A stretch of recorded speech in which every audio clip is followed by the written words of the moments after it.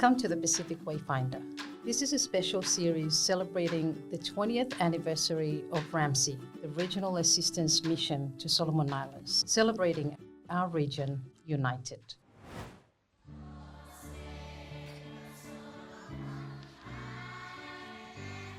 In the late 1990s and early 2000s, Solomon Islands descended into civil conflict in a period known as the tensions. The Solomon Islands government asked its Pacific family for help. The Pacific answered the call. The Regional Assistance Mission to Solomon Islands, RAMSI, arrived in peace on July 24, 2003, and departed in friendship on June 30, 2017. Thousands of police, military, and civilian personnel drawn from across the Pacific. 15 contributing countries. 14 years.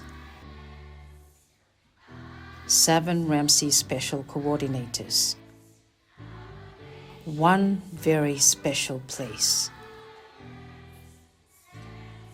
Solomon Islands. I'm Aka Rimon, your host. And joining me today are my co-hosts, Dr. Henry Ibarature and Professor Dave Peebles. Hello, Dave. Hello, Henry. Hi. Hello, friends and One Talks. You're obviously a big fan of Solomon Islands, Dave. What would you like to tell us today?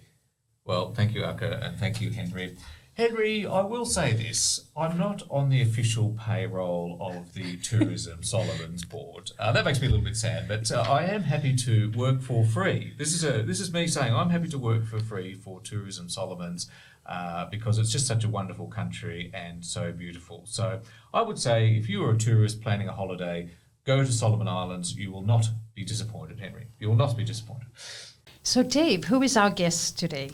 I'm really pleased and proud to introduce Elizabeth Sade, who is a journalist working with the Solomon Islands Broadcasting Corporation. And I think you've got a really interesting story about how the difficult period in Solomon Islands affected her personally and professionally. Thanks, Aka.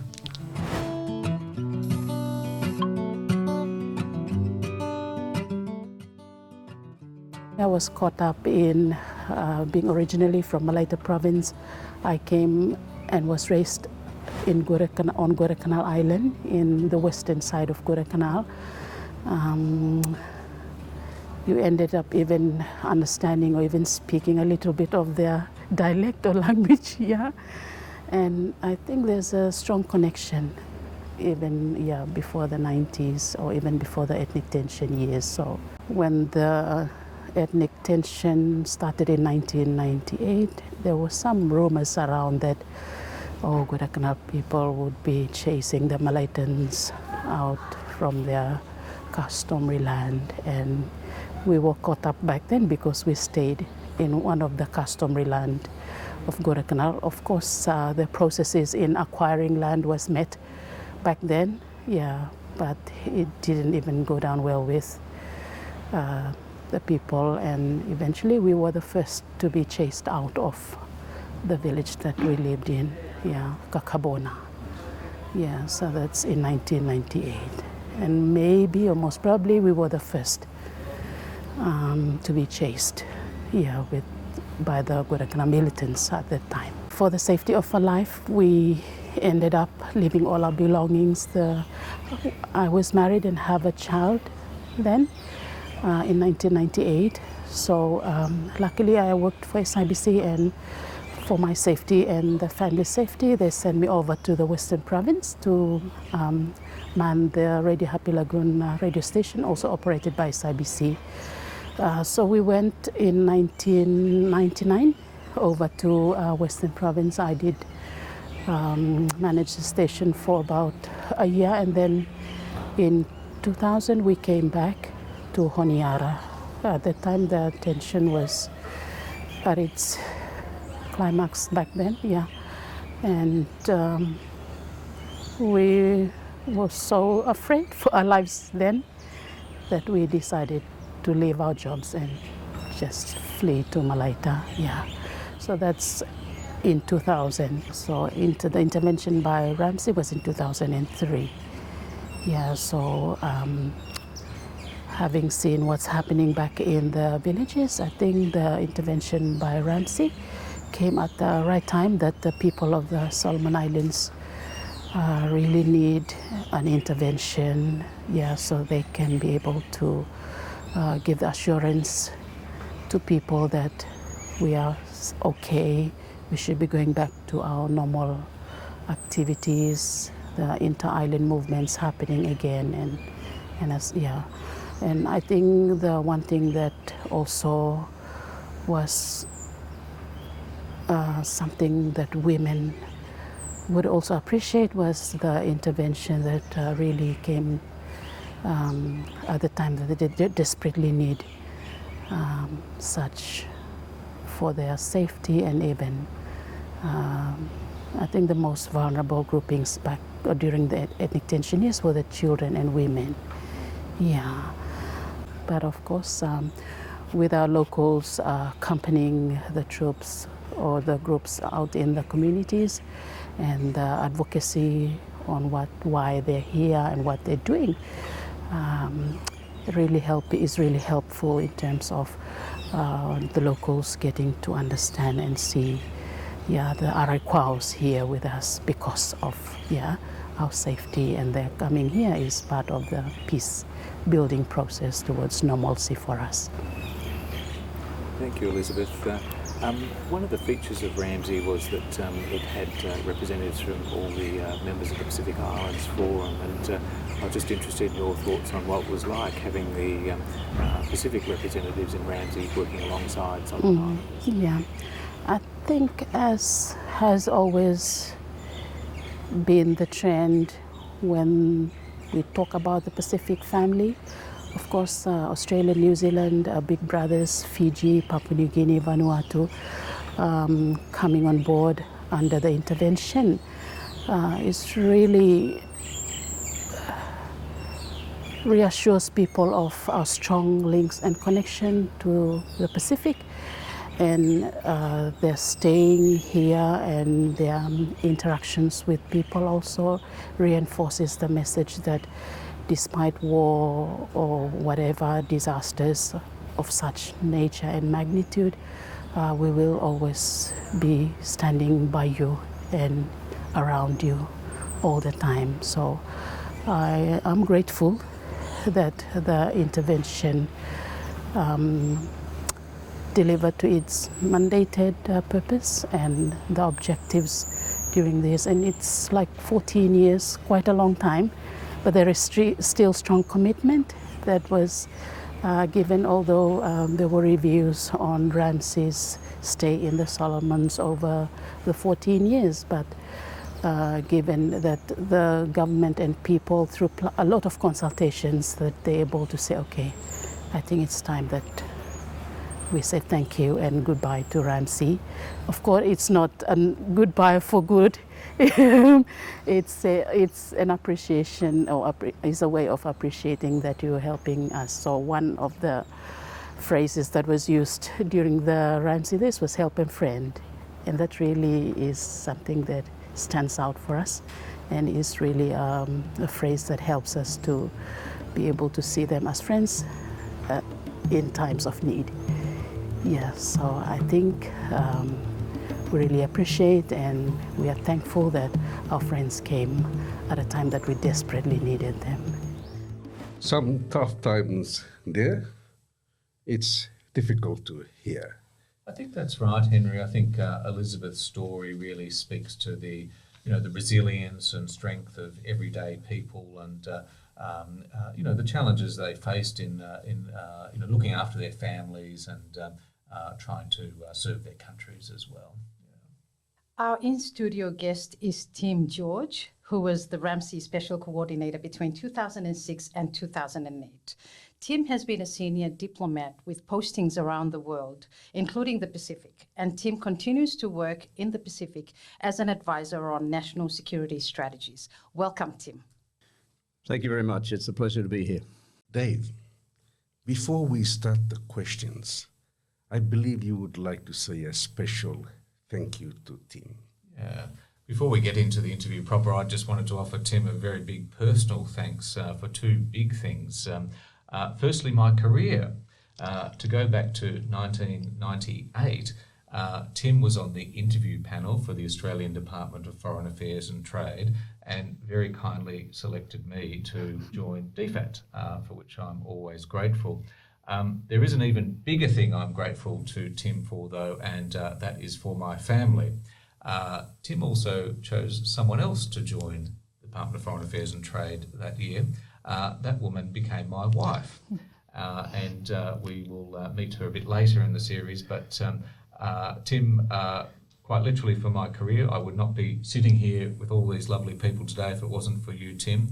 But I wouldn't have my wonderful wife and my wonderful children if it wasn't for you, Tim. So I just want to take this opportunity to say a big thank you to us. Thank you to us indeed. Well, thank you very much, and it was great to play probably quite a modest part in your outstanding career, and also on the family side as well. Thank you, Tim.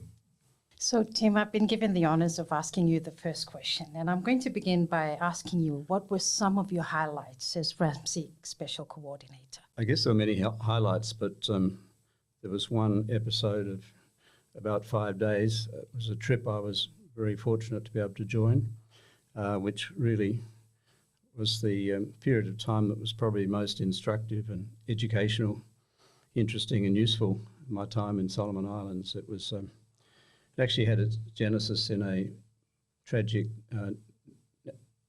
natural disaster, which was an earthquake and tsunami in Western Province and Choiseul. And shortly after that happened, the Prime Minister at the time, Prime Minister Sogavare, decided to do a tour of the affected regions, many of which were quite remote islands. One of the Prime Minister's advisors suggested that I be invited to accompany him on that tour. And I was very fortunate to be able to do so. So in addition to the great experience of touring those remote areas, looking at the damage, meeting communities, many of whom were receiving a Prime Minister for the first time, that was quite an experience. But from my personal point of view, the real highlight was the fact that I spent 5 days very closely with the Prime Minister on that small boat. And every meal I had on the boat for 5 days was either with him alone, just one-on-one, or with him and his wife. And during those meals, we had long conversations. I learned a lot more about his background, his career, how he'd worked his way up to the top, what he'd done, his aspirations, his thinking on a whole range of matters, which really I found incredibly useful. I did find that 5 days was incredibly useful for having a more constructive and positive relationship in the longer term. I was very pleased to say when I went back to RAMSI to Solomon Islands in 2017 for the formal wrap-up of RAMSI, had a very good conversation with Prime Minister Sogavare, who was Prime Minister again at the time, and we really had a very positive exchange about all that and his views on RAMSI. But there's a whole range of other Solomon Islanders that we're constantly interacting with and working closely with. And some of them are very eminent, like Sir Peter Kenalaria, for example, who at that time was the Speaker of the Parliament, Sir Albert Palmer, the Chief Justice. There are many others too that I can think of, like Bay Talasasa, a very good DPP, and Floyd Fatai, who was an outstanding Auditor General, did a terrific job building up that office. But there are a whole range of people in Solomon Islands from all sectors of life and from across a wide geographic perspective as well, whether they're representing communities or regional parliaments or assemblies or to the churches, you name it. So that was a real privilege. You had a very strong commitment to community relations and consultations, and that included lots of hikes across Solomon Islands to meet everyday Solomon Islanders. There was also one amazing hike where you walked across all of Guadalcanal. Can you tell us about that hike and the experience of meeting everyday Solomon Islanders along that way? Yes, indeed. Well, Yes, I did enjoy the hiking side of it, but particularly as an opportunity to get to see the Solomon Islands really close up at first hand. So I did that in a number of places. I walked across Auki, for example, Malaita to Auki, and that was an incredibly instructive thing to do. And on these sort of walks was a great opportunity to see how RAMSI was going on the ground, whether it's participating, as a police outposts or whatever, but also to see firsthand what was happening at the village level, schools and clinics and economic development potential. You'd have to be pretty fit to do Yeah, that as well. well, I wish I were a bit fitter at the time. It was pretty arduous, but the mountain range is about as high as Kosciuszko. And I remember one little incident in that village I mentioned where we arrived exhausted and flopped on I think it was the veranda of a school, and this was at 6 o'clock on a Saturday night, and it was getting dark, and I just heard chanting through the walls of the school. And it was a female teacher with a lot of young kids, and she was teaching them English late on a Saturday. It was just a voluntary thing she was doing. So she was a bit of a hero in my view. Just to see that in the middle of Guadalcanal, high up in the mountains, was a fantastic experience. One very difficult thing in your period as special coordinator was the tragic death of a young Solomon Islands woman in a fatal accident involving a vehicle driven by an off-duty RAMSI officer, for which RAMSI apologized. That was obviously a very sad time for that family and that community. Yes, that case of Hilda Hillebrand, that really was a tragic case. Firstly, there was, most importantly, of course, there was the human dimension. I mean, the loss of a young woman, the great grief for her family and her friends and the community. So to address that as best we could, and it was a very unfortunate incident. The RAMSI officer who was off duty, was responsible. So I very quickly sent a letter of apology to the Prime Minister, expressing our apologies to him and to the people of Solomon Islands for this event. We followed up with compensation for the family, both monetary and then also through traditional ceremonies and so on, which were quite elaborate. And I remember our participating force, police force commander, Dennis McDermott, an excellent and wise officer. He put a lot of effort into that and did a terrific job. So that was the next element. And then there was the question, the broader question of RAMSI's reputation and its behaviour and so on. We'd always tried very hard, and I think quite successfully, to maintain a very high standard of personal conduct of all RAMSI officers. We held them to a very high standard, I think higher standard than people were held to at home, actually, because there was a lot of scrutiny, a lot of demands on them. There's a question of immunity. Clearly, in this case, this was an action not happening in the course of duty. So there was no question of immunity. So the officer concerned faced justice in the Solomon Islands courts, was sentenced, and that was the way it was handled. So that, was very unfortunate, but I think in the end, RAMSI's reputation in the end was still maintained as a force that really takes these issues very seriously and is quick to act. Certainly think that the regional nature of RAMSI was one of its huge strengths. In the case of police, it was really pleasing, I think, that every Forum Island country was represented in the police component of RAMSI. Even some of the really small countries. In their case, it might have only been one or two officers, which was understandable given the small size of their own police forces. In the cases of larger countries, much bigger. But that was a huge strength. Had a lot of interaction with them, both at GBR, which was our headquarters, where a lot of them were based, but also out in the provinces and some of these remote police posts. We used to visit those quite regularly, have a lot of good times with them and see their work at first hand, get their experiences. And the Pacific Islanders were very effective on the ground. They really had a good understanding, working well with Solomon Islanders, and I think that was a very good two-way thing. The case of the military, we were fortunate to have some very professional military forces, obviously from Australia and New Zealand, but also from Papua New Guinea, from Tonga, and for a time Fiji as well. And so we always had that background of strong community support across the board, I think, for RAMSI, which was a very welcome thing. The other thing I'd like to say about the regional representation was that we also had other persons from Pacific Island countries doing great jobs, doing great work in the civilian component, law and justice sector, for example. Remember Justice Sekobe Nangialevu, a very eminent lawyer and judge from Fiji, and a number of other lawyers and people working in those sectors. And so that was a great strength. Tim, can I ask, your son Ben has also become a diplomat working in the Pacific. Your family obviously has a great love for the Pacific. In my case, I guess it started when I was quite young, and when I was 17 I went to Papua New Guinea as a volunteer teacher, sort of taught maths and science out in a very remote boarding school.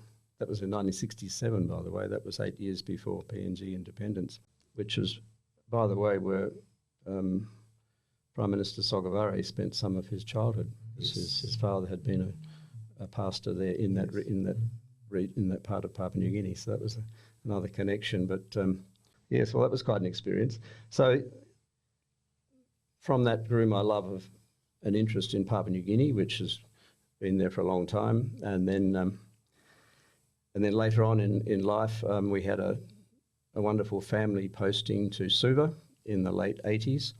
And that's my two young sons went to primary school there. One of them was Ben, who made a lot of friends there then, and then subsequently was posted back to Suva, was the High Commission there, and was able to resume some of the friendships he'd had from primary school with these people who are now in their mid-30s. So there were great links there. And while we're in Suva too, my wife taught at the University of the South Pacific, and there were students from 13 nations from around the region, some of whom were people I subsequently met in Solomon Islands, and in more recent years, the time I've spent in Vanuatu and Samoa.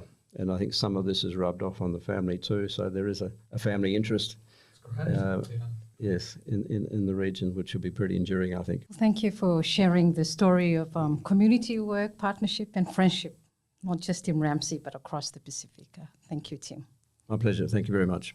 Well, we're certainly touring all around today, and our next guest is from Samoa, but we actually caught up with him in Sydney. We're delighted to introduce the Police Commissioner of Samoa, who served in RAMSI as the Pacific Contingent Commander.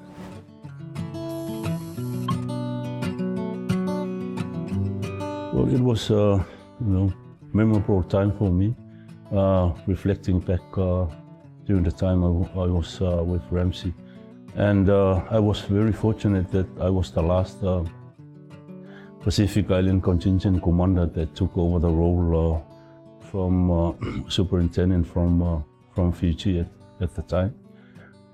It was a memorable experience for me to actually work with 13 other police officers from different islands around the Pacific, and it was quite an experience that I had, and I was the commander at the time for them.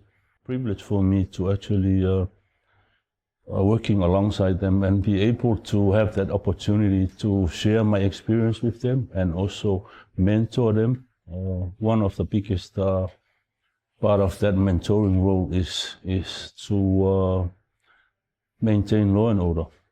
No matter where you are, your police officer, our role is to actually focus on maintenance of law and order in each country. We are the security, and also we need to protect that democracy, and also looking after for the communities that are looking up at you for that leadership role in their communities. And what actually happened back then, we just don't want to go back to to the start of what happened, but we're just gonna have to move on. But the most exciting part for me was actually providing that mentoring role and guiding them along the way and providing advice to them when they need it. And it was a worthwhile experience for me as well. But they were also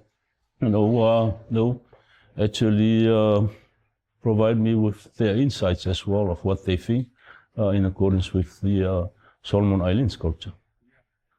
One of the things that you need, the strength of the mission was the diversity of, all those Pacific Islands contributing to one common goal is try and help a friend that is in need at the time. And, everyone contributed, the officers, and actually were on the ground at the time. And it's one of those life experiences that you can never forget.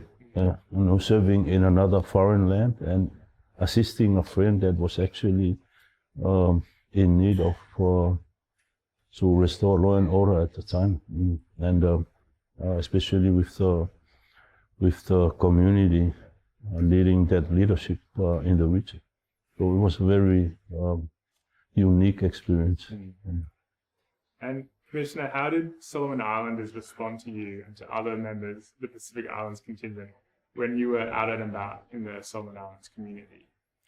Well, they really appreciate, especially us Pacific Islanders who go out and do those community engagement for them. It's like they appreciate one of their own. As a Pacific Islander, they will look at you as another Pacific Islander, and they'll think, oh, okay, so we have Pacific Island officers who are here working alongside our RSIPF in trying to build their capacity. And they were very welcoming, and also at the time they were sort of happy that there are other Pacific Islanders working alongside their officers as well, and actually mentoring them and advising them on what to do. And it gives them that confidence and trust that RSIPF is now heading into the right direction with that rebuilding of the RSIPF at the time in those last 3 years of the mission. And what did you take back from your RAMSI experience when you returned to policing in Samoa? Okay. Well, it's one of those questions. I've learned a lot when I was there in Solomon Islands. Those 3 years, I was fortunate enough that I was sitting in the executive, in an executive role.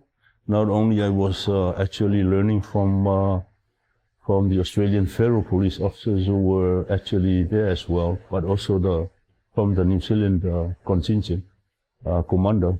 So having the Australian Federal Police, the New Zealand contingent commander, and then myself as the Pacific Island commander there, it was a very good experience, learning experience for me to take back home in the context of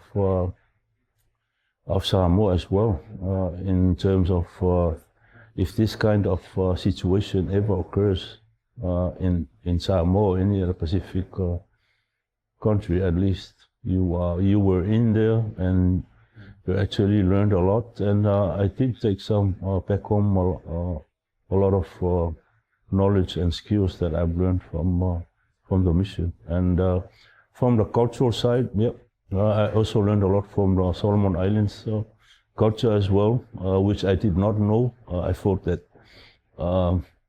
it was Pacific Islands, but when I got there, there were Polynesians, Melanesians, and also Micronesians. So it was an experience that I could never forget. And how did you feel on that last day of RAMSI as the mission concluded? Well, it was mixed emotions at the time. I was sad, but also happy that finally that what we're actually doing there has now come to the end, and we're actually seeing the fruits of the work we have been doing. And it gives me confidence as well that when I leave Solomon Islands, at least I leave with happy memories, and also that the RSIPF, now the communities have the confidence in them to actually provide that security to the people of the Solomon Islands. So it was sad but happy as well that you're going back home, but also you're taking with you some of the memories that you had alongside working alongside not only to the other Pacific members, but especially the RSIPF. Why the reason you were deployed to the Solomon Islands is to provide that safety and security to the people and to the community of Solomon Islands. And the highlight of my 3 years in Solomon Islands was when I did a presentation to the members of Parliament right inside the Parliament House, and actually gave them the confidence that yes, I can say from a Pacific Island perspective that the RSIPF is ready to take over the security of the country, and we are here as well. If we need us, we will still be here, and we will not gonna let you go. Whenever there's a need again, we will be happy to come back again to assist. Now, that's been a great episode. Action, excitement, and true stories. In the next episode of this special series, celebrating the 20th anniversary of RAMSI, we'll talk story with the Permanent Secretary for the Ministry of Peace, Peter Mai, RAMSI Special Coordinator, Nicholas Coppell, and the Tongan Deputy Police Commissioner. Well, thank you, Henry. Thank you, Dave. Thank you to all our viewers and listeners. We'll see you next time on this special series of Pacific Wayfinder, celebrating the 20th anniversary of RAMSI, celebrating our region united.